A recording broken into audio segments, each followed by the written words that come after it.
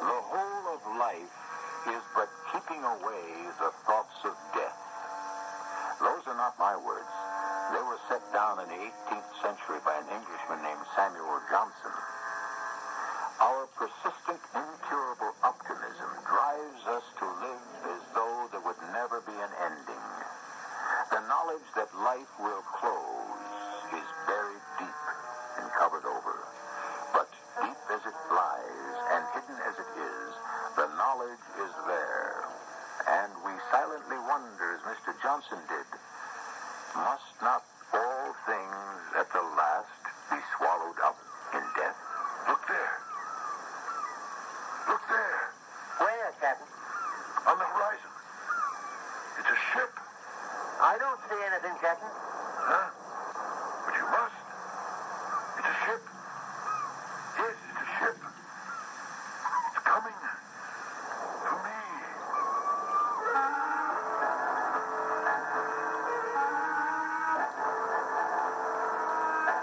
Our mystery drama, The Unquiet Tomb, was written especially for the Mystery Theater by Elspeth Eric and stars Fred Gwynne. I'll be back shortly with Act One.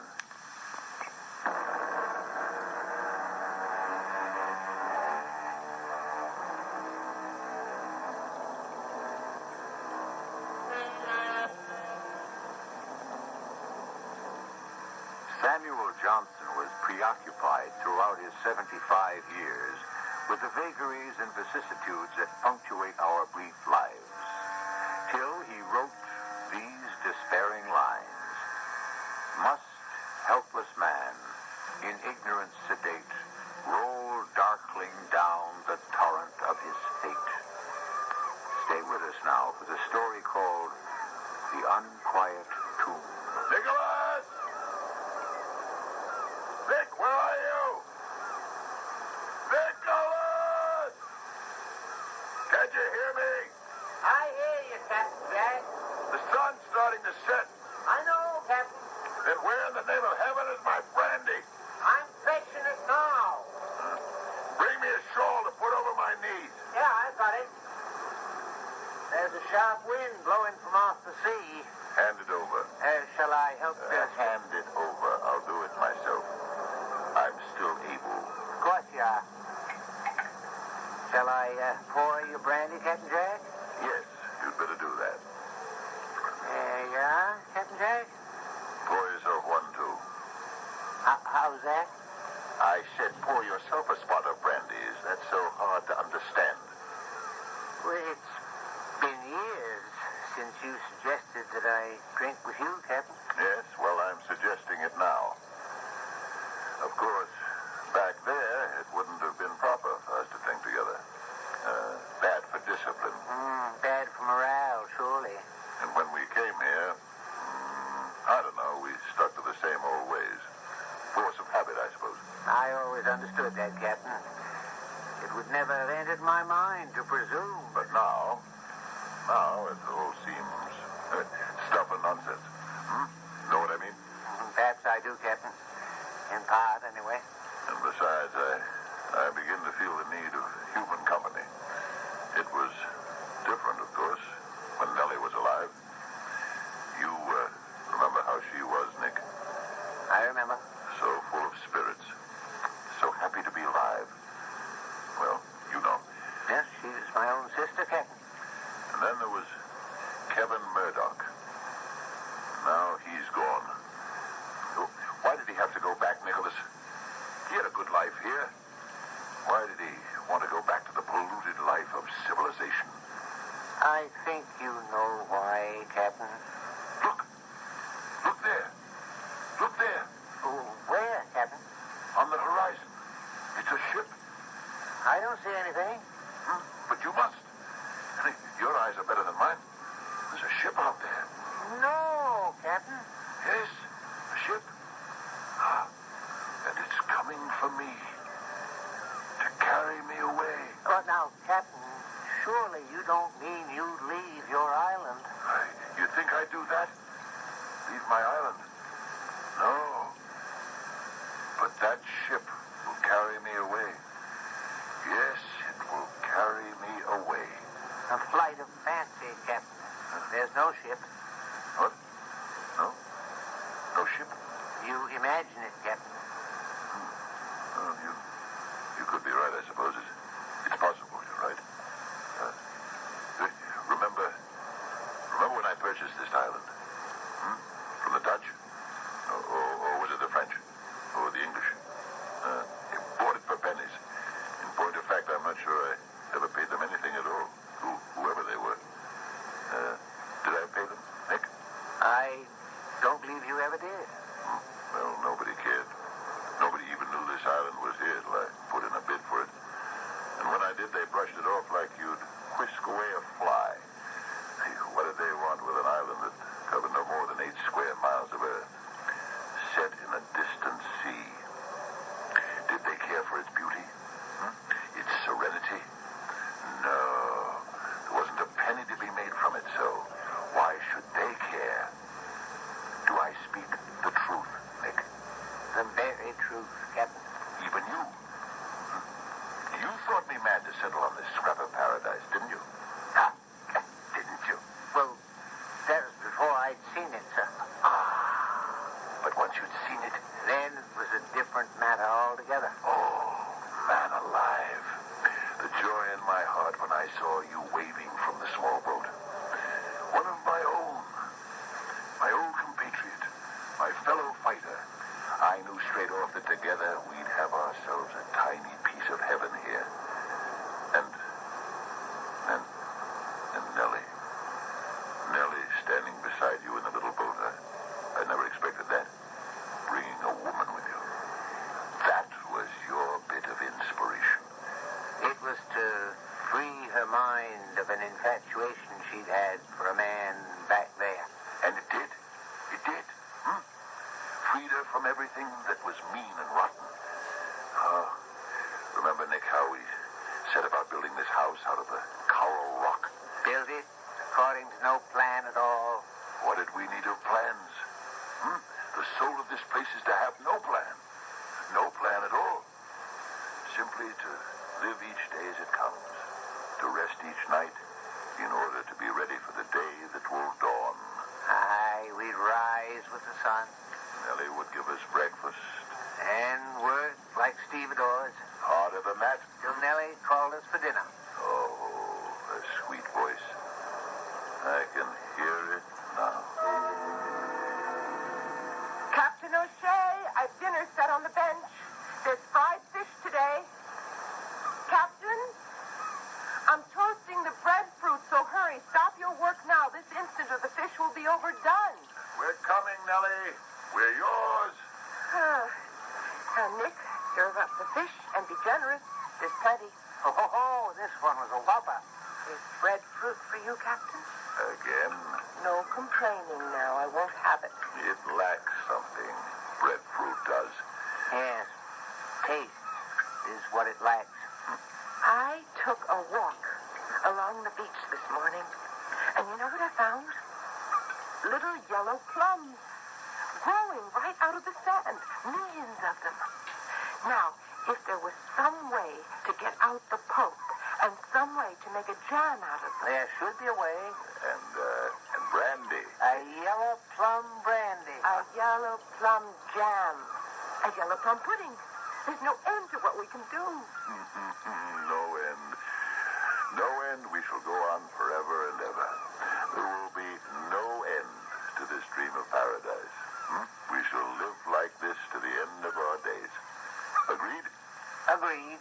Of course, the reality of the thing is, my end will come first. I'm 50 years old and a bit more. Well, now, Captain Jack. Don't dwell on such things, Captain O'Shea. Not on a day like this, when we're all so happy and content. You two. Neither of you has reached 30. But I... Oh, come now, Captain. No. Today is the day to think about it. Later, I'll fear it no more. I'll push the thought away. But today I can think about it with a clear mind. If you must. I have it. What's that, Captain Jack? I'll build me a tomb. A tomb of coral. Inlay the walls with the most beautiful shells to be found on the beach. I can find the shell. Before we go on with the house, Nick, we'll construct a tomb. And build the house about it. Yes. I shall live out my days on this wee island, and when my life is over, I shall lie in my coral tomb and hearken to the waves and the gulls and be at peace. How happy we were, the three of us. It seemed we needed nothing more. No one else. But then, it was a particularly fine day, I remember. The house was finished. We were so proud of it. We were standing on the beach. Remember? You and I, Nick. Captain, that boat's aiming to anchor here. They've lowered a dinghy. There's a man in it. Oh, that's a fine ship. About 30 foot, I should say. Draws about 6 feet. Aye, nice and beamy. What do you say we walk down and welcome him? Find out what drew him here. Hello! Hello there! Hello! Well, he's one of us at least, not some crazy foreigner. Have I your permission, sir? You have better than that, sir. You have my welcome. My name is Kevin Murdoch. And I'm Captain Jack O'Shea. Welcome to Shea's Island, Mr. Murdoch. Thank you, sir. And this is Nicholas Higgins. Of course, of course. At last, Mr. Higgins. You've met before, you two. One night in a bar, many months back, a year ago, it was this man told me about the island, Captain. He was taking his future into his own hands and coming to join you. Well, come up to the house, Mr. Murdoch. We'll give you some fine plum brandy, and you'll tell us... I didn't come alone, Captain. My wife is on the boat, and my 2 children. And with your permission... Oh, fetch them. Meanwhile, we go up to the house and tell Nellie we have guests. Nellie? You said Nellie? Yes, Nick's sister. She's my housekeeper, my cook, my companion. Now go, fetch your family and bring them up to the house. You're very kind. They'll be most pleased. A fine man. And to think that you know him, Nick. Well, hardly that. We only met that one night. We talked some. Yes? Well, he doesn't seem your sort exactly. More a man of my class, if you get my meaning. Oh, yes, I do. I get your meaning. Just what I've needed. And never knew I needed. People of my own sort to converse with. Nick, I'm going to ask this man, Murdoch, to move in with us. What? Here? In this house? Why not? We've plenty of room. But, if they stay... Oh, they'll stay. This island is going to bewitch them as it's bewitched me. They could live on the boat. Oh, no. I want them here. Another woman in the house. Company of the female sword for Nellie. And children running about. Oh, it'll be wonderful. What are you talking about, Captain O'Shea? A woman? Children here? With us? My guests, Nellie. And treat them with every respect, as you do me. Certainly, Captain. Nellie, the man's name is Murdoch. What? You said... Kevin Murdoch. He's here with his wife. Yes, his wife and 2 children. Oh, we'll be quite a household. Do you think it's wise, Captain, having them to live here? It'll be great fun, Nellie. Oh, we'll have such times. Go and fetch brandy and biscuits, and let's make the Murdochs really feel at home. For, know it or not, this is their home. They never did move out. And we were happy together, all of us. Well, weren't we, Nick? For time, perhaps. Yes. Yes, we were happy. I insist upon it. I knew such pleasure, such happiness. I was near to bursting with it until... Yes, Until the dying. began.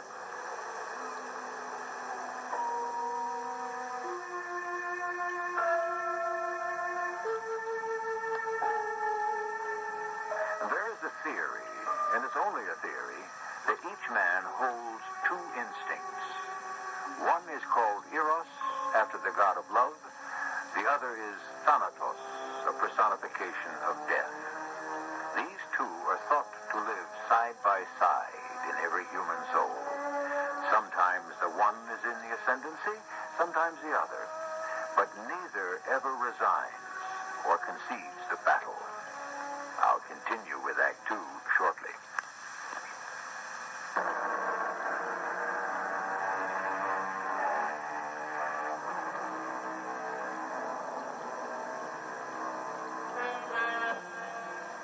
If most of us push away the thought of death, our poets and philosophers dare to think about it and write about it.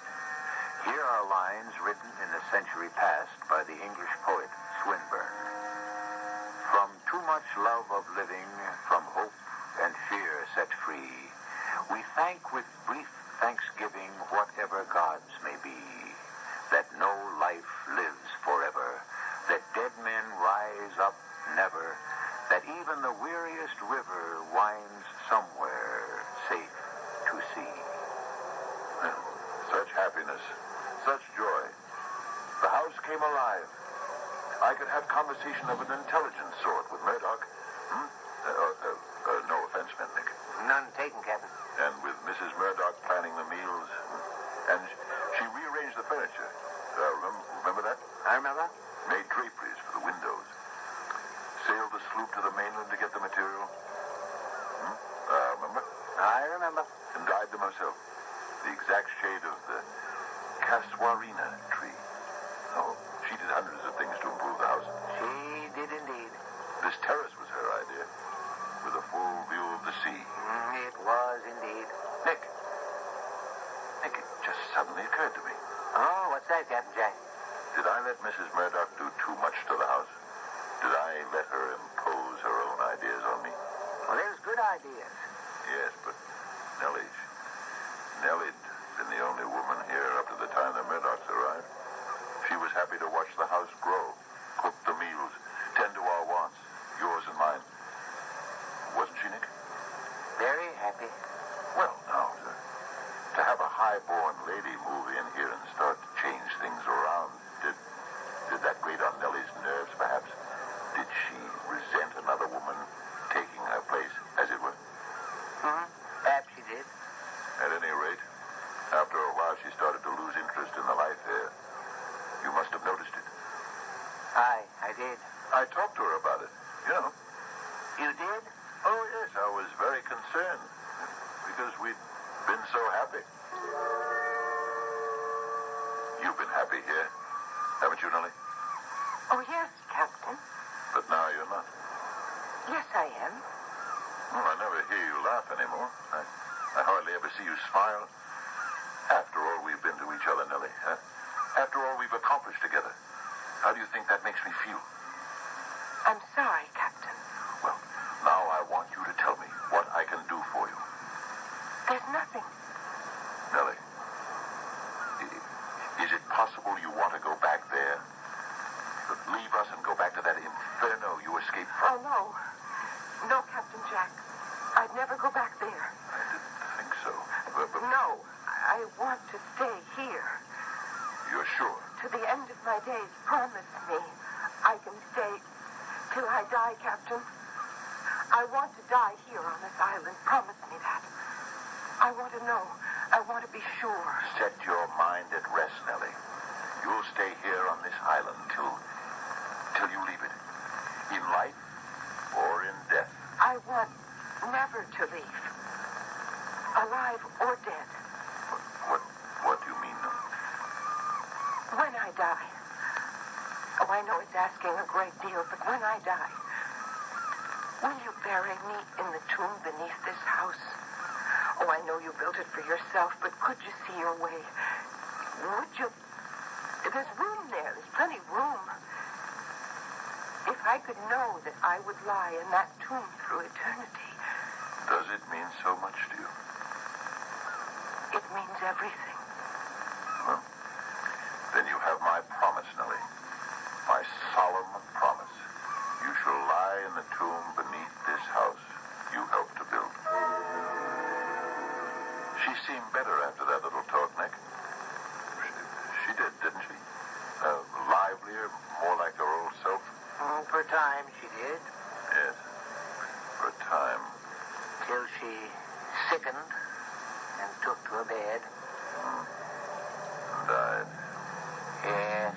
Well, but I kept my promise. I said to you, build her a wooden coffin and put it in the tomb under the house. Which I did. I kept my promise to Nellie. She lies there now in the tomb I built for myself. She'll lie there through eternity. I wonder if that was a wise thing to do. What else could I do? I gave her my word. My sacred promise. What else could I do but fulfill it? It was only a few weeks after that, the youngest Murdoch child took sick, lived a few days, and died. Yes, I regret that I took so little note of it.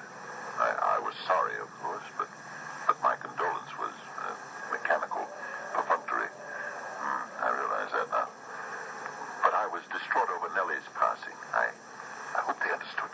They sailed the sloop to the mainland and bought a tiny coffin made of lead. They asked me if I might place it in the tomb. I said yes. I don't know why. I don't know that I even attended the interment. Did I? No, you did not. I should have. But when the second child died... Yes. When the second child was taken. We put the little body in another lead coffin. We was all there, Captain. You and I and the Murdochs. We'll place it next to the other, Captain. Of course, my dear. That's be all right with you, isn't it, Captain? What's that? My wife says we'll place the coffin side by side with that of our other child. Of course. Wherever you like. Kevin? Where is it? What, my dear? The other coffin, where is it? Why, it's right where we... It's not here. It's gone. Captain O'Shea, the other coffin is gone. It's been removed. Oh, surely not. It must be here. It's not. It's not here. Someone's stolen it. Nick, that's not possible, is it? That someone could have gotten into the tomb? Not remotely possible, Captain. Then where is it? With your permission, Miss Murdoch, I'll look around. I remember perfectly. I couldn't possibly forget. It's here. Here? Where? Look over here, Miss Murdoch. Thank the Lord you located it, Nick. What? Look at it. Kevin, look at it. It's standing on end. On the bare ground. That's not the way we left it. You know that, Nick. You were with us. We put it on that high shelf and not standing on end like it is now. Oh, this is horrible. Oh, well, now, we'll put it back. Just as it was. I'll put it back. I'll do it. You know, after that I thought the Murdochs might leave. Desert us and leave the island. They didn't want to leave their children's burial spot, I suspect. We did go over the whole place, Nick. There was no indication of water seeping in. No sign of an underground quake. No sign of anything. Just the two little leaden coffins. And, of course, Nellie. Nellie. And her wooden one. Yes. Nick, there is a boat out there. No, Captain. I can see it. I swear. I'm pouring you another brandy, Captain Jack. Or do I imagine it? Here's your brandy, Captain. Or is it the ship of death? You'll feel better with a bit more brandy in you, Captain. Perhaps. I think, Nicholas, I think it was the island that held the Murdochs here. You could be right. In spite of the loss. Dying. They had each other. And the island had them. Maybe that was it. They didn't have each other for long. Mrs. Murdoch went so suddenly. Got up from the dinner table, went upstairs, said she felt a mite queasy. It couldn't have been more than 10 minutes later. Yeah, she was dead. I'll never understand it, Nick. Never. Or what came after. In the tomb.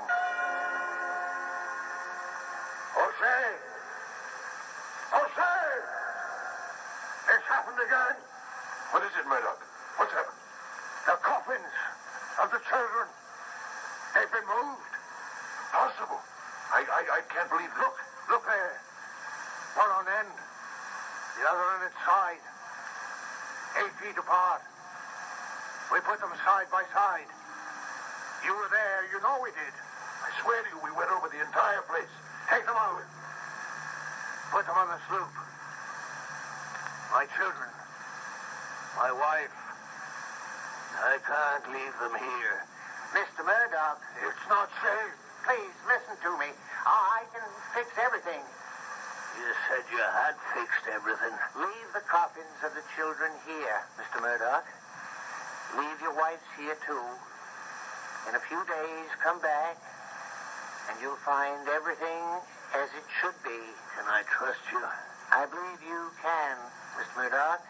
Trust him, Murdoch. Have I your permission, Captain?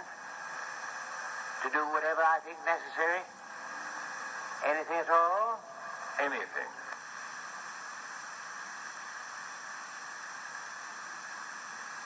Boom. Yes, Nick. It was worse than before. How? How worse? Not only was the coffins of the children strewn about the place, but Mrs. Murdoch was tilted to one side, leaning up against the back wall of the tomb. It was marked, scarred, and it was filthy. But what did you do, Nick? You promised Murdoch. I did as I promised. And 3 days later, when Murdoch visited the tomb, everything was in order. The little coffins side by side. Mrs. Murdoch's cleaned and set in place. But what did you do, Nick? Tell me now. The ship is coming in. I'll tell you, Captain Jack. Even if it makes you angry. Even if it makes you hate me. Even if you kill me.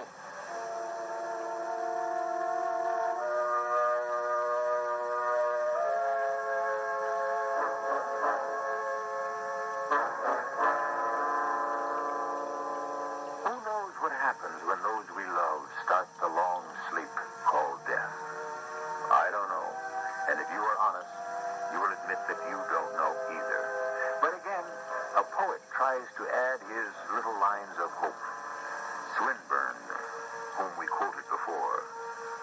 Who knows but on their sleep may rise such light as never heaven let through to lighten earth from paradise. I'll be back shortly with our final act.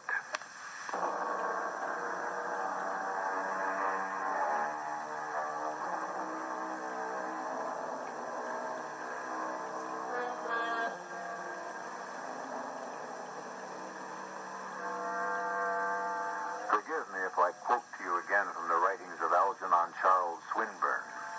He wrote these lines in 1878 in memory of his fellow poet Baudelaire, who had died the year before.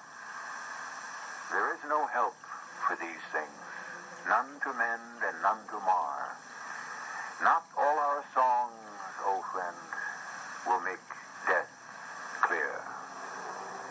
Nick, tell me now how you put things right in the tomb. Because whatever you did, Murdoch seemed satisfied. He told me so. He would visit the tomb every other day or so, and he'd come to me and tell me everything was in order, nothing disturbed, all the coffins in place. After a while, he stopped going there. His mind was at rest about it, or it seemed to be. I'm sure it was, Captain Jack. Then why did he leave the island? Why did he have to go? The house seems so empty now. It's you and me.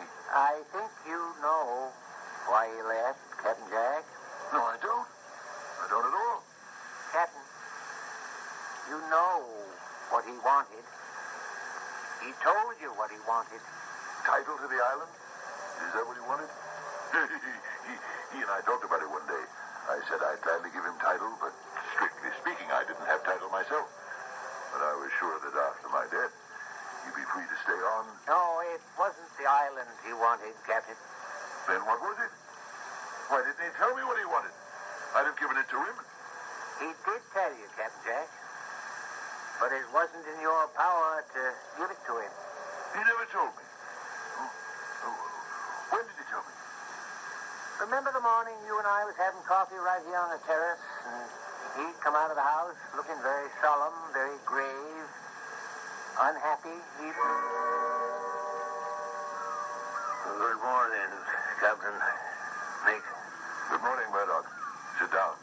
Beautiful morning, isn't it? Beautiful. What are your plans for the day? Have you made any? No, I haven't. Such a splendid day, huh? Shall we go fishing? We did that yesterday. Yes. So we did. Well, then, we could simply sail around the bay.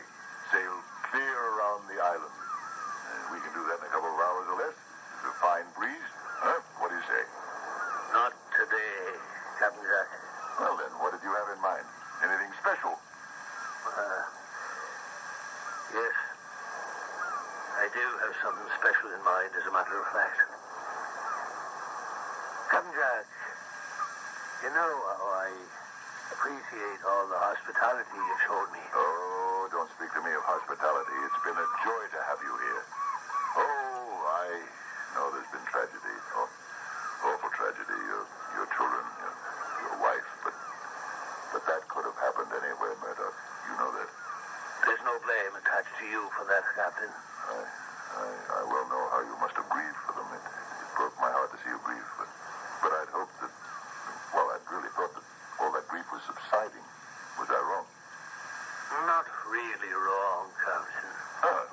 Well then, everything's all right, isn't it? No, Captain. Well, why not? We have a fine life here, haven't we? The leisure, easy living. Oh, what is it you want, man? What can I do for you to make you more content? We share equally in this island, do we not? If you think we don't, tell me where I failed and I'll correct it. Simply tell me. There's nothing you can do, Captain. But there must be. There must be. No, there's simply not the life for me, Captain Jack. Not the life for you. 3 grown men on a little island. And what's wrong with that? It's a child's dream. It's everyone's dream. Oh, no, Captain, it's not. Anyway, it's not mine. You don't mean you wouldn't leave, would you? Leave the island? You wouldn't do that. You couldn't. I must, Captain. Oh, no. When we have everything here. No. Not everything, Captain. What am I to do? You'll be all right. No, I'll not be all right. I'll be lonely. And if I stay, Captain Jack, I'll be lonely. Loneliness I cannot bear. Now, what do you mean by that? I don't understand you at all. What do you mean by that? If you don't know, Captain, Well, I do not know. Dear Captain O'Shea, you must simply take my word for it. I cannot stay with you on this island. I shall set sail tomorrow. What did he mean, Nick? He never really told me. What did he mean he'd be lonely here? He needed a woman, Captain. A woman? Why, he could have had a woman any time he wanted to. He only had to sail the sloop to the mainland to find a woman. Hundreds of them. Thousands. He could have had his pick. Not that sort of woman, Captain. Well, what sort of... Oh, you mean he wanted a wife? Someone who loved him. That sort of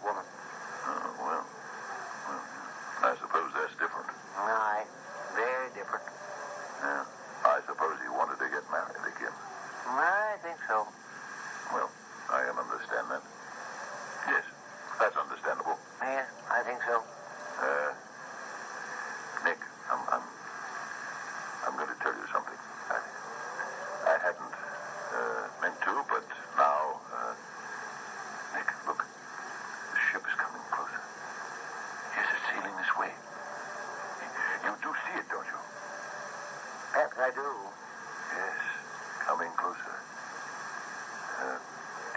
Nick, I'm going to make a confession. I married Nellie. You did? Yes. Yes, I did. I took the sloop one day, and we went to the mainland and found a priest, and he married us. See? I understand that a man wants a wife, someone who loves him. Well, I thought that being married to me, that would mean Nellie could claim right to the island, you see.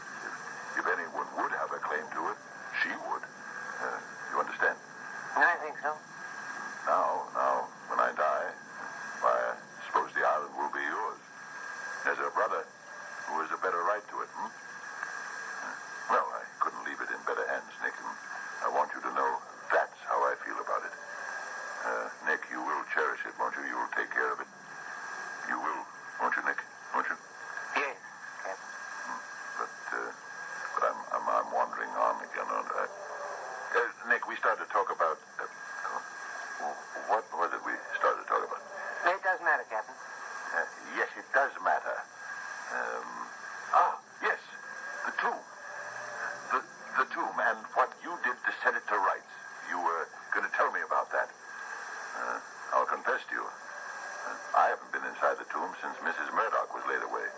Her husband visited often, but I never did. I should have, I suppose. But I wanted to remember Nellie as I'd known her in life.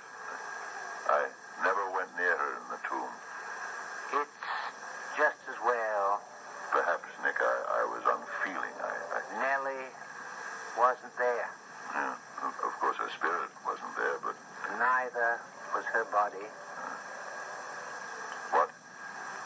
What's that? I removed it. I removed her body from the tomb. What are you saying? It was the only way, Captain. You were telling me you took Nellie's body out of the tomb. Nick, you actually... I had to. But I promised her. I gave her my word of honor that she would lie in the tomb forever. Nick, I gave her my solemn vow. It was almost my last word to her. I know, but you... And she was my wife, Nick. You couldn't have known that, of course, but if you had come to me, if you had asked me... You'd never have permitted it, Captain Jack. Of course I wouldn't have permitted it.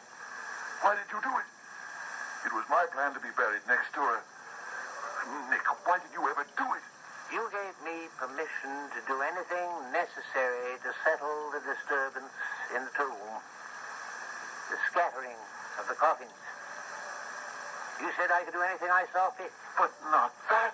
Not that. You said anything at all. But why that? Why did you do that of all things? Because it was Nellie who was wreaking the havoc. From her coffin? Within the tomb? Yes. But why? Why would she do that? You sure you want me to tell you? Of course I'm sure. Tell me.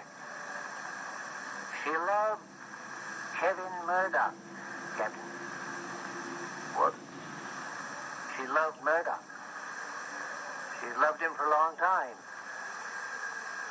Remember I told you that I brought her here to recover from an infatuation back there? Murdoch? Yes. But he was married, had children. He broke her heart. I thought that here, with us, she might recover. And she was well on the way when he sailed here with his family and took up residence. I tried to warn you. Are you telling me he followed her here? Yes, Captain. He loved her so much. After his own way, he loved her, yes. And she? She loved him? Loved him still? Yes, Captain. And when his children were put into the tomb with her, her fury that she'd held in check for so long, her fury burst forth. When I saw her poor wooden coffin starting to disintegrate, disintegrate. I began to have some fears. And when the coffin of Mrs. Murdoch, her rival, her hated rival, was placed in the tomb, she took her revenge. I'm sorry. What did you do with her? I took her out, Captain. Coffin and all, or what remained of it. And I burned it. Then I put what remained in the dinghy, and I rowed out a good way into the sea and dropped them over. What is it, Captain? What are you doing? Wait, Captain Jack. Don't follow me, Nick. You're not going in the water, are you, Captain? Take one step towards me, Nick, and I'll shoot you down. Captain, it's getting dark. Nellie! Nellie! Captain! Don't! I'm coming, Nellie! Rest easy, Nellie! Coming! Don't be afraid. I'm coming to join you, Nellie! I'm coming!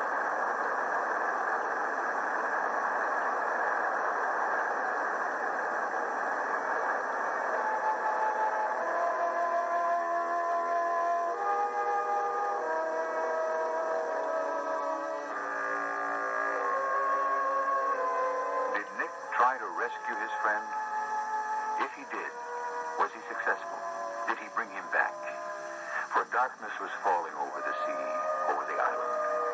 Or did he simply stand on the shore and watch his friend go to meet the death he sought, to meet the ghostly ship he had seen coming to fetch him?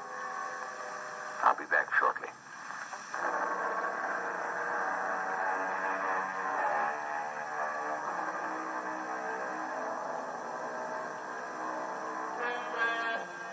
Have we depressed you with our story of death and dying?